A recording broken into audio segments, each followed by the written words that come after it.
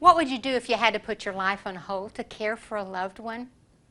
I'm Charlotte Canion, award-winning author of the book, You Have to Laugh to Keep from Crying, How to Parent Your Parents. That was a question I had to ask myself some 16 years ago, and you'll have to ask the same question.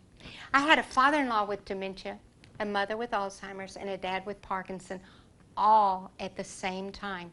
And while walking my journey, I learned 4 golden rules.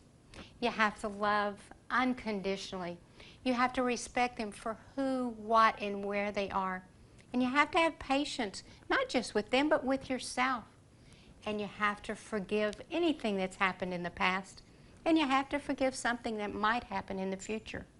When I started my journey, I went into bookstores. I picked up books on Alzheimer's and Parkinson and dementia and senior aging. But when I started reading them, it was like reading a foreign language. I had to start my own Alzheimer's group. And now I'm speaking at senior centers, caregivers group, assisted living.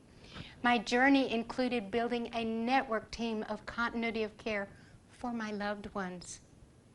So imagine your mother speaking to you for one last time.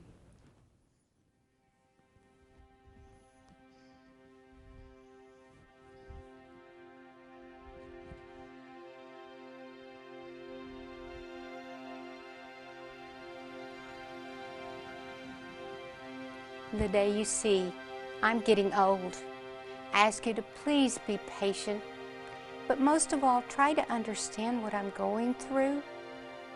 If when we talk, I repeat myself 1,000 times, don't interrupt and say, "You said that just a minute ago." Just listen, please.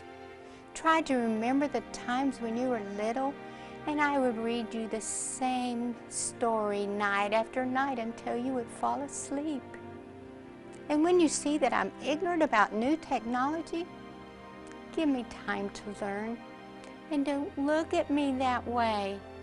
Remember, honey, I patiently taught you how to do many things, like eating appropriately, getting dressed, combing your hair, and dealing with life issues every day.